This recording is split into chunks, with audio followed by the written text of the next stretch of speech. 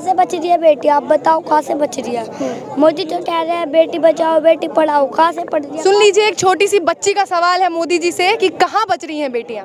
बेटी पढ़ाओ बेटी बचाओ का नारा देने वाली मोदी सरकार, एक 11 साल की बच्ची का जवाब दे दीजिए अगर आप में हिम्मत है तो।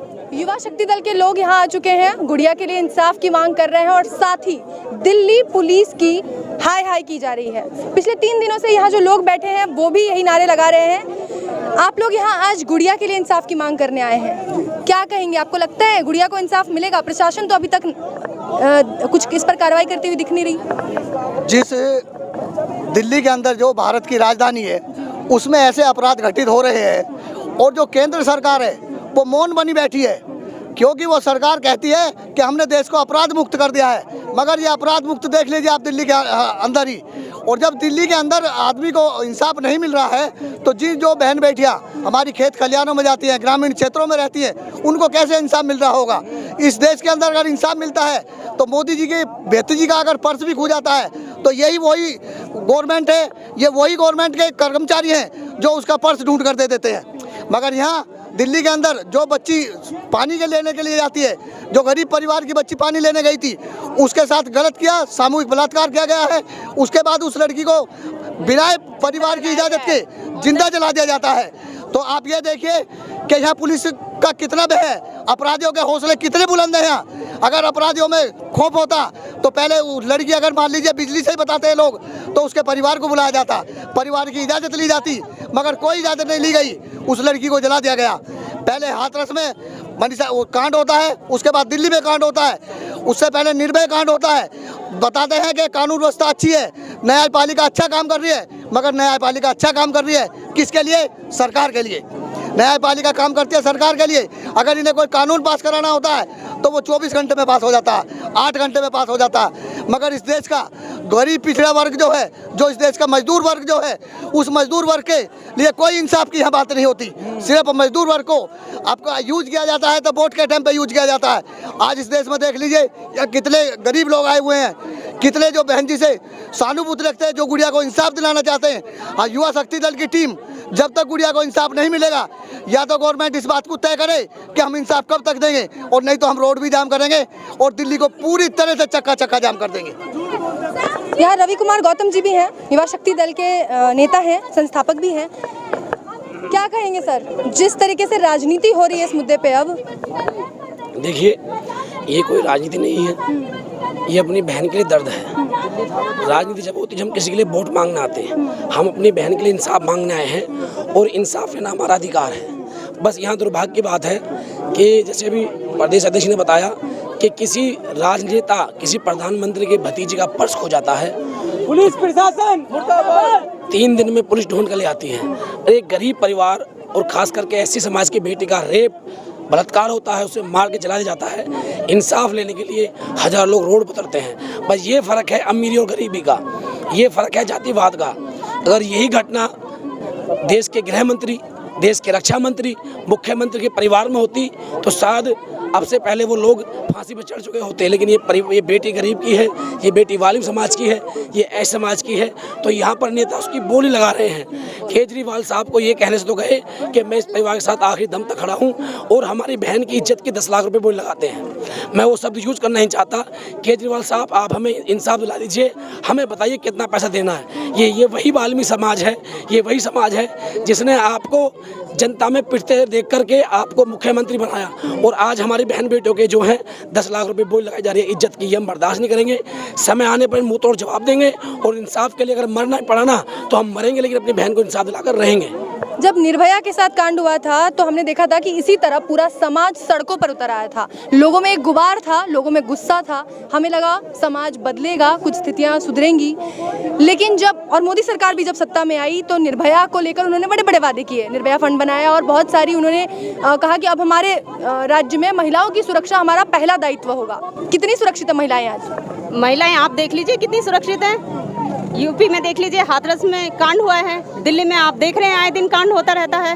तो कितनी महिलाएं सुरक्षित हैं? महिलाएं कहीं भी सुरक्षित नहीं है। हम ये चाहते नहीं है कि आप हमें 10 लाख मुआवजा दीजिए, 1 लाख दीजिए, करोड़ दीजिए, हमें नहीं चाहिए। हमारी इज्जत का कोई मोल नहीं है। तो आप हमें जो ये 10-10 लाख आके यहाँ पे सहानुभूति दे रहे हैं, परिवार की मानसिक रूप से क्षति कितनी हुई है ये जाना आपने? उसने एक अपनी बच्ची को खोया है और बच्ची को किस कंडीशन में खोया है ये आप जानिए। ये देखिए सरकार यहाँ पे आके कि चलिए ठीक है 10 लाख ये दे दिया, कोई आएगा कि 20 लाख ये दे दिया। क्या 10-10, 20-20 लाख में हम लड़कियों की इज्जत रह गई है, हम औरतों की इज्जत रह गई है?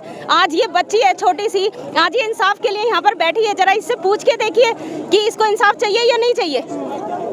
ये 10-10 लाख में क्या हम बिकने के लिए बैठे हुए हैं यहाँ पे? सरकार कानून को मजबूत करे, फास्ट ट्रैक कोर्ट बनाए, फटाफट इसका इंसाफ हो। ये नहीं कि अब निर्भया को देखिए, आपको पता है कि ये कांड हुआ है और इसके दोषी ये हैं, उसके बावजूद भी उन्हें सजा देने में 9 साल क्यों लगे? उस माँ से पूछिए कि वो मानसिक रूप से कितनी परेशान हुई, फिजिकली कितनी दुखी हुई। किसी ने जानने की कोशिश करी, सरकार आई अपने मुआवजे ये कर दिए कि चलिए हम ये कर देते हैं। बस एक भीड़ होती है, 4 दिन की एक चीज़ चलती है और उसके बाद 4 दिन के बाद सब नॉर्मल हो जाता है। फिर एक कांड होता है, फिर हम खड़े होते हैं। तो हम उस कांड का इंतजार क्यों करते हैं? हमें देश क्राइम मुक्त चाहिए। 10 साल बाद भी निर्भया को जो कांड हुआ था उसके 10 साल बाद आज एक 9 साल की बच्ची के साथ दोबारा उससे घृणित अपराध होता है।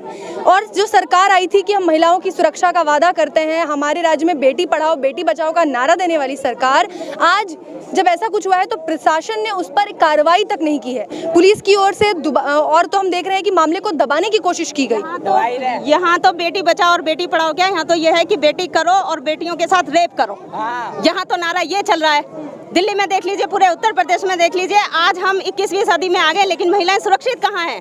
महिलाएं कहीं भी सुरक्षित नहीं हैं। हम दिन में सोचें, अब दिल्ली सरकार कहती है कि हमने ये कैमरे लगा दिए हैं, ये लगा दिए हैं, उसके बावजूद भी क्या हुआ? कैमरे थे यहाँ पर या क्या हुआ? देखिए ना, अब इतने बड़े बड़े कांड के लिए हमें यहाँ पे आके अपनी बहन के लिए इंसाफ मांगना पड़ रहा है। क्यों मांगना पड़ रहा है? ये क्राइम कब रुकेगा, कब थमेगा? हमें सरकार से क्राइम को रोकना है। हमें कोई मुआवजा नहीं चाहिए। हमें आप भी इनके साथ बैठे हो, आपकी दोस्त थी ना गुड़िया? हाँ। आप दोनों एक ही क्लास में पढ़ते थे? हाँ। एक ही स्कूल में? स्कूल तो नहीं जाती थी। स्कूल नहीं जाती थी वो? अच्छा, तो आप जब शाम को वो पानी भरने गई तो आप भी जाते हो वहाँ पानी भरने? यहाँ पे? हाँ हाँ, यहाँ पे मम्मी भेजती है, हम आगे नहीं जाती। वहाँ पे संसार घाट में वो पानी लेने गई थी, तभी वो फिर वो आई, वो वापस नहीं आई। फिर उसकी मम्मी आई रोते रोते 9:30 बजे। फिर हम सबको 9:30 बजे पता चला। फिर वो उसकी मम्मी कह रही थी कि मेरी बेटी पानी लेने गई थी संसार घाट के अंदर और वापस नहीं आई। फिर वो 3-4 लोग आए, क्या जाओ पंडित बुला रहे। पंडित वो कह रही क्या हुआ? कुछ नहीं हुआ, कुछ नहीं हुआ, पंडित बुला रहे। वो गई तो उसको बोला क्या आपकी बेटी मर गई है और उसको करंट लग गया था। उसकी मम्मी बहुत रो रही थी और बहुत ज़्यादा तबीयत खराब थी। और आपने हाथ में जो ये पकड़ा है बच्चे, ये क्या है? इस पे क्या लिखा है? बहन किशोरी के कातिलों को फांसी दो। तो बिल्कुल दो फांसी। आप उन 4 लोगों को जानते हो? पंडित तो थे। पंडित को आप जानते हो? नहीं, जानती तो नहीं है। हाँ, तो आप उनको चाहते हो कि वो जो 4 लोग थे उनको फांसी हो? बिल्कुल हो। तभी न्याय मिलेगा आपको? हाँ, हम इधर बैठे हैं न्याय के लिए। अब मेरी माँ बहन बेटी के साथ इधर होता है, न्याय के लिए बैठे ना हम, क्या उसको भी जल्द से जल्द न्याय मिले। बेटा, लेकिन जो मोदी सरकार है, जानते हो ना मोदी जी को? हाँ, मोदी जी तो कहते हैं कि हम जब वो आए थे तो कहते थे बेटी बचाओ बेटी पढ़ाओ, बेटियां स्कूल जाएंगी पढ़ेंगी। कहाँ से बच रही है बेटी? आप बताओ कहाँ से बच रही है? मोदी तो कह रहे हैं बेटी बचाओ बेटी पढ़ाओ, कहाँ से पढ़ रही है? सुन लीजिए, एक छोटी सी बच्ची का सवाल है मोदी जी से कि कहाँ बच रही हैं बेटियां? बेटी पढ़ाओ बेटी बचाओ का नारा देने वाली मोदी सरकार, एक 11 साल की बच्ची का जवाब दे दीजिए अगर आप में हिम्मत है तो। आगे बोलो बेटा। अगर बेटी अब बच रही है तो ये बेटी क्यों नहीं बची? क्यों नहीं बची? अगर मोदी जी कहते हैं बेटी पढ़ाओ बेटी बचाओ तो ये बचनी तो चाहिए थी। मोदी जी आए भी नहीं, मोदी जी ने कोई एक्शन भी नहीं लिया इनके खिलाफ। और पुलिस वाले भी बल्कि हमारा साथ नहीं कातिलों का साथ दे रहा है। ऐसा क्यों? अब सब यही बोल रहे हैं कि पुलिस वाला, अभी पुलिस वाले के खिलाफ भी तो ये कह रहे हैं दिल्ली पुलिस आया है। क्यों कह रहे हैं? दिल्ली पुलिस तो हमारे साथ होनी चाहिए थी ना। अब आज तक दिल्ली पुलिस के पास तो जाते हैं हम, कुछ भी हो उधर ही तो जाते हैं, लड़ाई हो 100 नंबर पे फ़ोन करते हैं। अब कैसे कर रहे हैं? बेटा, आप जहाँ रहते हो उसके पास में ना ये पुलिस छावनी है ना? बहुत सारे पुलिस वाले अंकल रहते हैं इधर हमेशा। तो आपको कभी लगता था कि चलो हम तो सेफ है, हमारे आसपास पुलिस वाले हैं, बड़ी बड़ी बंदूकें लेके रखी हुई है इन्होंने? हाँ, लगता था कि पुलिस वाले बहुत अच्छे हैं, बहुत मतलब छोटी छोटी बच्ची को बहुत सेफ रखेंगे, बहुत प्यार करेंगे छोटी छोटी बच्ची को। हमें नहीं पता था। अब जब गुड़िया के साथ ऐसा हुआ है तो आपको डर लगता है? हाँ। आपके परिवार वाले आपको कहते हैं कि बाहर मत जाओ या स्कूल मत? बोलते हैं बाहर मत जाओ, अगर जाना है तो किसी बड़े को लेके जाओ। तो मोदी जी से क्या कहेंगी आप? बेटी बचाओ बेटी पढ़ाओ का नारा तो उनका काम करता नहीं। हाँ, ये तो हो ही नहीं रहा। अब मैं तो हो क्या रहा है बेटा, ये बताओ। ये हो रहा है, देखो हत्या हो रही है। अभी तक तो बड़ों से ही रेप होता था, बड़े से ही रेप करते थे। अब देखो बच्चे तक पहुंच गए। एक 9 साल की लड़की के साथ रेप हुआ है। मोदी जी को बिल्कुल भी शर्म नहीं आ रही, इनके खिलाफ कोई एक्शन नहीं ले रहे, फांसी पे भी नहीं लटका रहे। आपको मोदी जी से बच्ची का सवाल है कि आपको शर्म नहीं आ रही? ये 11 साल की बच्ची आपसे कह रही है कि वो सुरक्षित महसूस नहीं कर रही, और इसका मोदी जी से ये कहना है कि ना वो आए ना उन्होंने कोई एक्शन लिया। अच्छा, मोदी जी यहाँ आए, अगर आपके बीच आपसे बात करें, आप क्या कहेंगी मोदी जी से? हम तो यही कहेंगे, क्या मोदी जी आप बोलते थे बेटी बचाओ बेटी पढ़ाओ, कहाँ से बच गई बेटी? कहाँ से बच गई बेटी? आप तो बहुत बोलते थे बेटी को पढ़ाओ पढ़ाओ पढ़ाओ, कहाँ से पढ़ ली, कहाँ से बच ली? और हम तो चाहते हैं मोदी जी यहाँ पे आए ना, हमारी आंखों के सामने बिल्कुल भी ना आए। हम तो ये चाहते हैं। तो मोदी जी अगली बार इलेक्शन में जीत के आ गए तो क्या करोगे? हम अभी देखते हैं, वो नहीं जीत पाएंगे। नहीं जीत पाएंगे। देश का बच्चा भी कह रहा है कि अब मोदी जी नहीं जीत पाएंगे। मोदी जी से बच्चे तक अब नाखुश लग रहे हैं। इस बच्ची का कहना है कि वो चाहती है कि यहाँ मोदी सरकार अब ना आए, और दिल्ली पुलिस से भी इस बच्ची को काफी रंज है। ये वो लोग हैं जो गुड़िया के लिए मांग कर रहे हैं न्याय की। युवा शक्ति दल के नेता हैं जो यहाँ अपना समर्थन देने आए हैं बच्ची को, और उसके परिवार से सांत्वना जताने आए हैं। इसी के साथ देखते रहिए बहुजन टीवी। धन्यवाद।